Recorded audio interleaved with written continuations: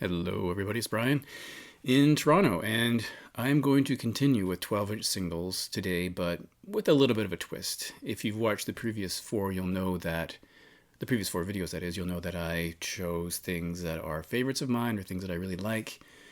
And just to sort of balance it out, I thought I would show random 12-inch singles. Now, the only way I can achieve that, because if I choose them, they're not random, and if I reach in and grab them, I'm not going to be able to find 12-inch singles really easily. So I thought I'd go back to the Discogs app, and I will, if you don't know this, shake the phone. You can shake your phone, and it will bring up an item. So I'm going to have to shake it enough times that I get several 12-inch singles that I wouldn't have picked. So I'm going to shake the phone. When I find a 12-inch single, I'm going to take a screenshot, and that means I'm going to have to skip all the records, CDs, 12-inch singles that I've shown recently, 10-inch records. So this could take a while. So talk amongst yourselves. Yeah. Oh, here's one.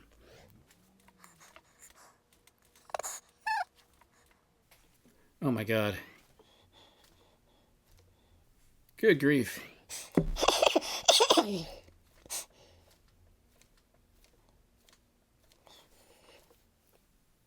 This does remind me of something. I don't know why I'm thinking about this, but I was thinking, do you ever have someone who leaves a comment on an old video that you've made and they make some reference to something you may have said or something that's in your video, and you don't remember what you actually said in that video? You've got to go back. I mean, I have a note of everything I've shown, but sometimes I just have to go back and look at the video because I don't remember what it was that I talked about. Getting all records, 12, CDs and CDs, records. And now I don't remember how many I have, so this may go on. More than 5 if I... Oh my God.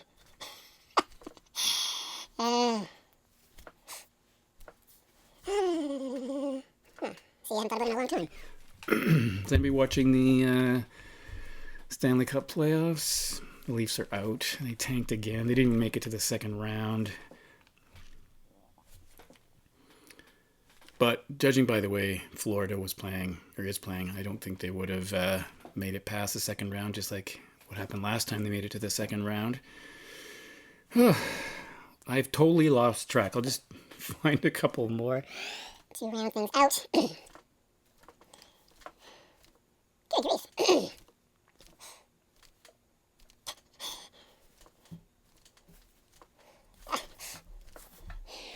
Maybe it would have been easier to just reach back there. We'll see. Reach the beach, James 3. I think I actually skipped over one that I should have stopped at. I didn't think it was going to take this long. Okay, here we go. I don't know how many I have. I will check. And yeah.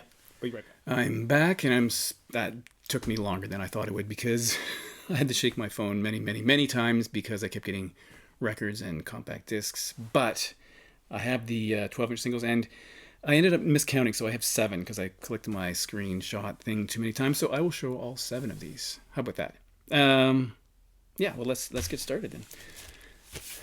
Lou Reed. I don't know if these are in the order in which I clicked them on my phone, but this is a 12-inch single for the original rapper, and backing track is Video Violence. Both of those tracks appear on Mistrial. Let me say a couple things about Mistrial. I was just thinking about this now. First thing is that Mistrial, I think, is a little maligned unfairly. I think it's actually better than people say it is, and it's actually one you can find relatively cheaply. These 2 tracks, the title track Mistrial, I think are very, very good. The only track I'm a little not so happy about is Don't Hurt a Woman. Not because it's terrible. Well, maybe it is terrible. It's just, I don't really like the way it's produced or the delivery of it. It seems a little schlocky, but the rest of the tracks I think are fine.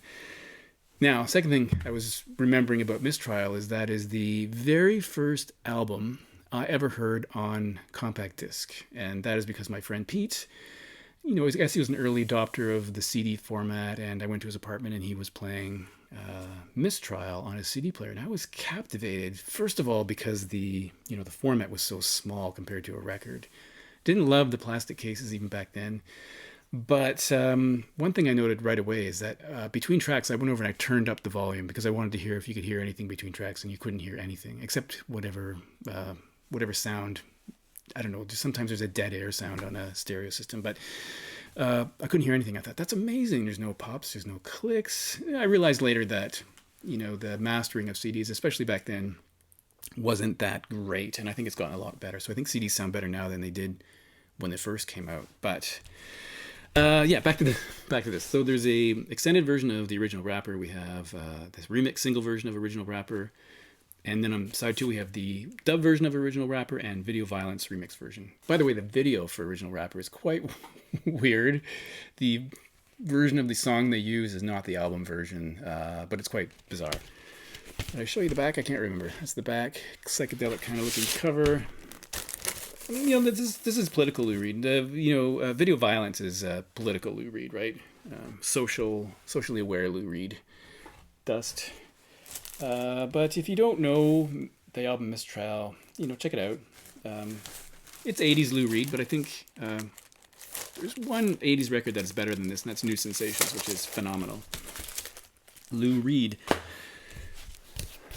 Morrissey, Every Day is Like Sunday, which my memory tells me is the second Morrissey single after Suede Head. This appears on Viva Hate, his first solo record. And I think his third single was, is it The Last of the Famous International Playboys? Maybe. Rob in Boston will know that for sure. And then there are 3 B-sides. Sister, I'm a Poet, Disappointed, and We'll Never Marry. Now, Disappointed and We'll Never Marry were later compiled on the Bona Drag collection, which I have, of course, and they're fantastic. How Disappointed was a B-track or B-side, I'll never know. I think that's a great, great song. Sister, I'm a Poet wasn't put on Bona Drag, at least not the original issue, so that's kind of strange. But I think Viva Hate is at least as good as the last Smiths record, maybe better. I think it's a really quality record. And this is on Sire.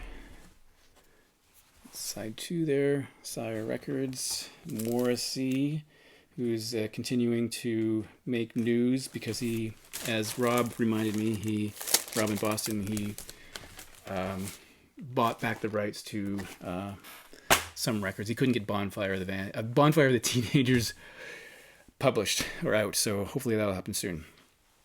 All right, XTC Grass. And this is from 1986, from the Skylarking record, which is probably my favorite XTC record. Now, it is a bit strange to hear Grass without it being coupled with Summer's Cauldron. In my mind, they go together like they're almost like one song, but they're separated. So we have Grass.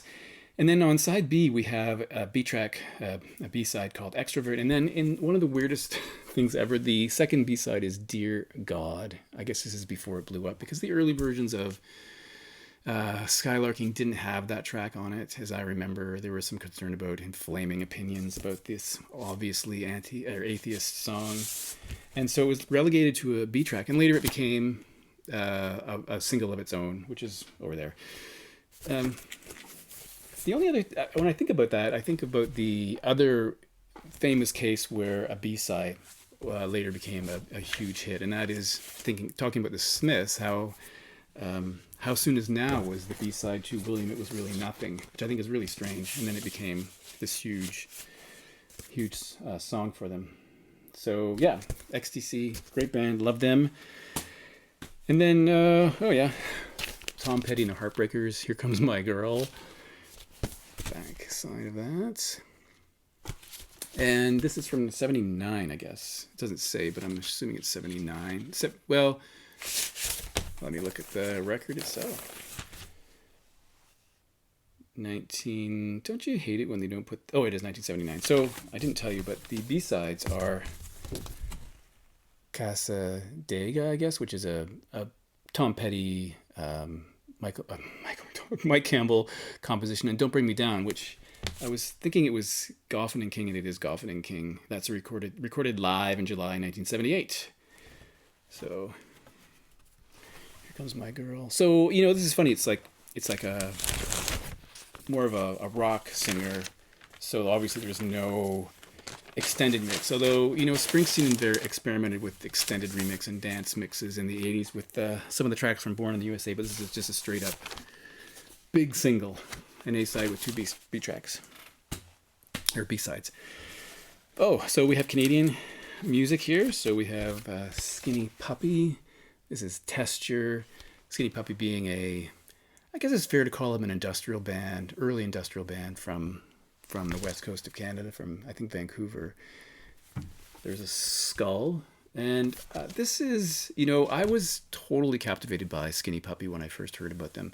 I'm not sure what the first track I heard was, but I ran out and bought a copy of Bites. I missed the first record, Remission, which was really, I guess, a mini album or an extended play maybe. And then I bought Bites on vinyl way back when. And I often see that around the city, and I saw it the other day for $75. Wow. So it's quite expensive. And over the last few years, Skinny Puppy 12-inch singles are harder to find, and they're quite pricey now. There's the back of this. This is from 1989. And there's two versions of Testure. We've got a 12-inch mix and an SF mix, whatever that is. And then on the back, on the side too, we have the Second Opinion and Serpents. So, very interesting band. I thought they were fascinating. I still feel, I think the sound they achieved is quite interesting. Red vinyl. Translucent, I guess. So, fantastic. This was from their album called Vivisect. It's funny, it's Vivisect, like V-I-V-I in capital letters, S-E-C-T, and then V-I. So I don't know if it's Vivisect V or Vivisect 6. I'm not sure what they're trying to get. Roman numerals, I'm not sure, but interesting record. And then some protest music, some folk music. Well, I guess historically a protest singer, but kind of a folky singer, is Billy Bragg, Accident Waiting to Happen. Notably, this is the Red Star version. So Accident Waiting to Happen appears on the record called Don't Try This at Home from 1991, which is over there somewhere. And this single is from 1992. Typical Bragg style. We have Smash Fascism. And so, yeah, as I noted, this is Accident Waiting to Happen, the Red Star version, which, in my opinion, is not as good as the album version. Then we have Revolution, which is, in fact, the Lennon and McCartney track. Sulk, which is a well-known Bragg B-side. And then The Warmest Room, a live version from his third record, Talking with a Taxman About Poetry, which is a fantastic record. So this is the Red Star version of Accident Waiting to Happen. From the UK. This was a UK import. Here we have this. Black and white labels. Excellent. I was thinking about Billy Bragg during Record Store Day because they released Bloke on Bloke, which were I think they were leftovers, B-sides, outtakes from the William Bloke session, and they put that on vinyl, which I couldn't find. I would have bought it if I could find it. And it made me think that they should have put Reaching to the Converted, which was a collection of rarities and B-sides, including songs like Sulk. But then I found out that there had been a vinyl pressing of that, but way back in 1999, and it's hard to get. It's really expensive. So anyway, it's a long story. Okay, next one is Susie and the Banshees. This is Dear Prudence. Speaking of Lennon and McCartney. And then the B-sides are Tattoo, and there's a Planet in My Kitchen. Now, I do know that if you bought the Susie and the Banshees record called Hyena from, is that 84? Probably. Doesn't say that 80, probably, I think it was 84. In the UK, Dear Prudence is not on it, but in Canada, they pressed Dear Prudence with the record Hyena, so it does appear there. Which is strange, I guess. Your copyright warning. And there is a label for you to look at. Susie and the Banshees. I think this is a pretty good version of Dear Prudence. What can you say? I think it's pretty good. Yeah. And then lastly, another Canadian one from an interesting, I guess you call them hip-hop or rap band from Toronto. Duo, really. This is the Dream Warriors. I've mentioned this band before. Band duo. I've seen them in concert. And this is a single from their album called And Now the Legacy Begins. Of course, their huge breakthrough was a song called My Definition of a Boombastic Jazz Style. I won't go into that because it's been on I've mentioned it before. And this is the second or third single. There was Wash Your Face in My Sink, and then this one. I'm not sure which came first. I realize this is a bit dirty, but so we have two versions of Ludi, the Double Trouble club mix and the original mix, and then on B-side we have Ludi again and a track called Very Easy to Assemble but Hard to Take Apart. And this is what's the record? I think is it fourth? I'm not sure if it's fourth in Broadway. The font is kind of small, and so that's my excuse. But I need to clean this. Anyway, I thought they were a really interesting musical performance. Yeah, fourth in Broadway, I think. And one of their videos features a cameo by the godfather of Canadian rap, which is Maestro Fresh Wes. He turns around and looks at the camera, so that's kind of cool. Wait, I didn't tell you what year this was. This is 1991. 1991, The Dream Warriors. So that'll wrap it up. All of these are pretty good. I thought I would pull out something that... I thought my phone would Discogs would randomly spit out something really boring. These weren't actually really boring at all, so they could have been part of the 12-inch singles that I like, because I like them all, or favorites. All right, but thanks for watching. I'll see you in the next one.